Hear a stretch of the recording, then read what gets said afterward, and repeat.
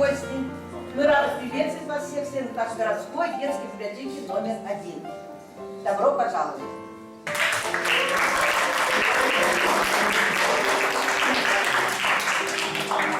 Итак, наши встречи будут проходить в рамках акции «Одна страна, одна книга» по роману трилогии Илья Сенсибедрина «Кочевники».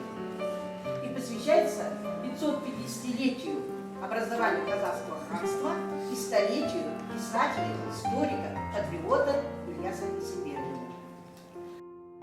Самое главное, это роман направлен против шовинистической философии, будто кочевые народы лишены истории. Кочевники – это прямой ответ различным фальсификаторам. Казахи имели свою государственность, и их история очень древняя и является частью мировой истории. Построена на определении казахских степей, казахского народа. Он понимал, что единственный способ спасти казахский народ от полного поглощения другими народами – это объединение и создание единого казахского государства. Вы согласны с этим? Да. Мы тоже согласны. Вот сейчас приведу такой цитату. В мире и спокойствии нуждается наша степь. Вот такая литмотивная тема проходила, да? А Мулдаир как считал? Известно, что нет на свете труднее задачи, чем разрешать межродовые распри казахов. Зачем же их разрешать? Наоборот, придется углублять их. Это была его и... Он не жалуется, что мало людей читает, в основном смотрит на видео, фильмы, интернет, не читает. Я не согласен с этим, вовсе нет. Даже в интернете есть эти книги, их люди читают, молодежь читает, да? Вот и будет читать. Вот. Нам это не грозит полным упадком даже интереса к книге.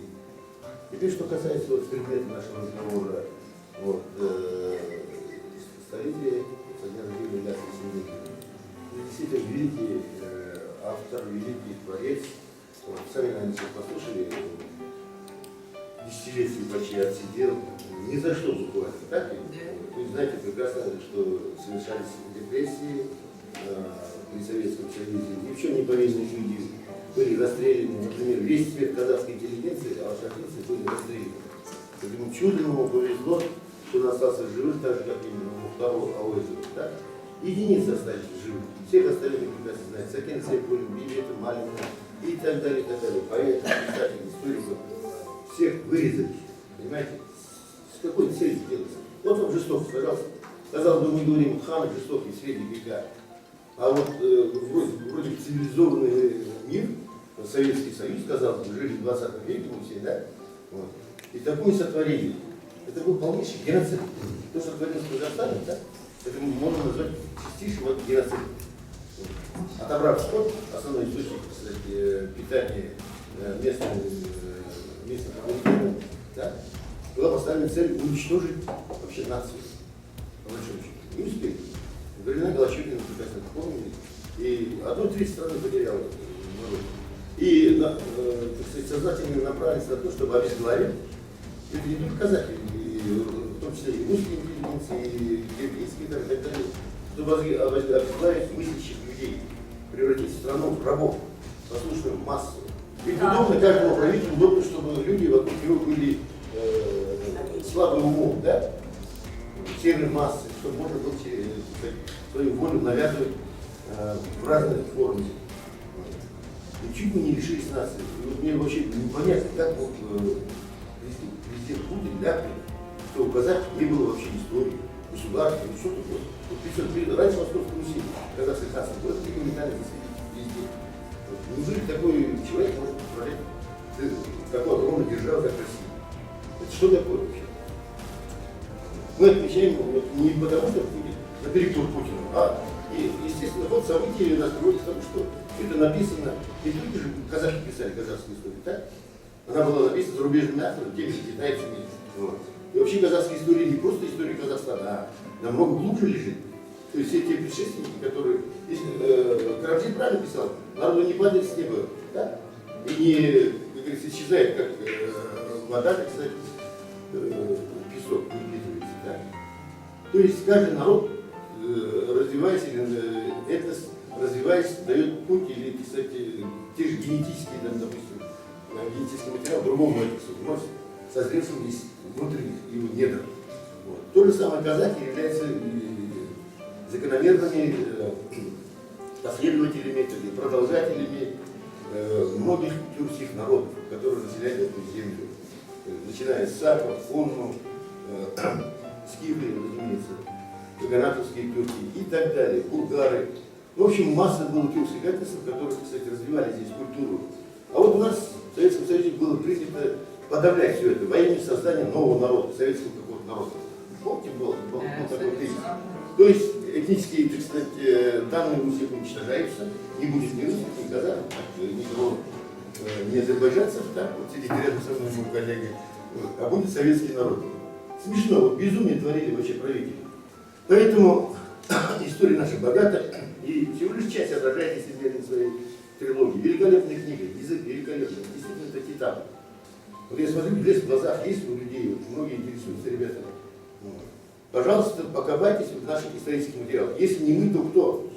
Когда мы не пишем, говорят, что у нас нет истории, у нас нет государственности. Понимаете?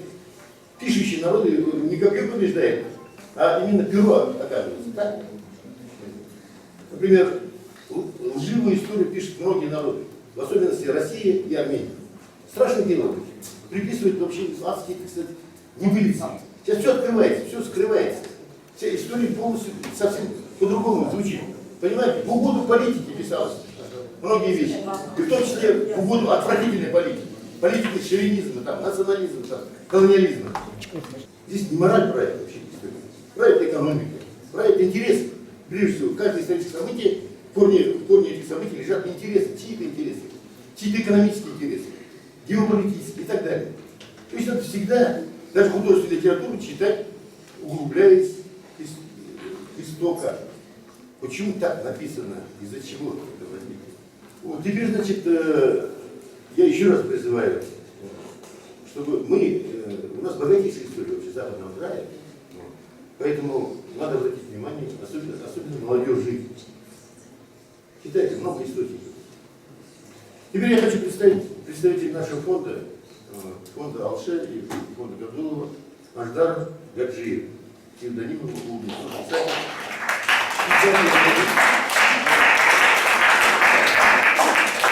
Писатель, режиссер, поэт,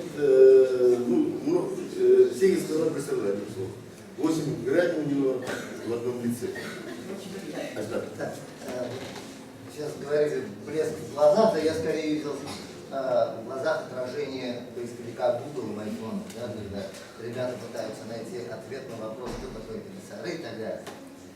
Все видели сериал «Игра престолов»? Да. Ребят, чингизиды — это Таргарии. Понимаете почему? Да. Понимаете, да? Потому что если в какой-то момент ты начинаешь считать, что великодушие — это слабость, то однажды найдется тот, кто воткнет тебе в спину меч. А вот те, кто создали казахское ханство, это не Таргарии. Это Ланнистер. Очень правильно сказал. Это счет экономических интересов. Понимаете, да? Но продолжило казахское ханство существовать благодаря статам. Потому что без благородства люди не остаются вместе. Зачем это вам, собственно, нужно? Да? Собственно говоря, история — это такой список граблей на жизненном пути. Когда вы знаете историю, вы знаете, где эти грабли находятся. Есть вероятность минус. Когда вы не знаете историю, скорее всего, вы по этим граблям дружно пробежите и всех набиваете. Это нормально. Говорят, обычно надо совершить собственные ошибки, да? Не обязательно. Для этого надо найти в себе достаточно сил, чтобы отказаться быть Таргариеном от жестокости. Лишней. Она там. Не быть глупым, благородность не значит. Наверное, надо читать. Не наверное, надо. Читайте всем делом.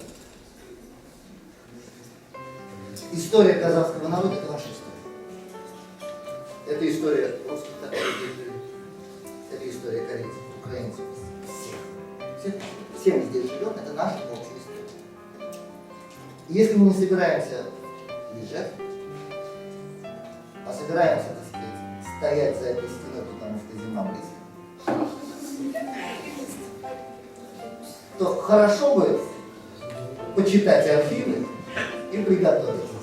Поэтому желаю всем в этих архивах не запутаться, не уснуть.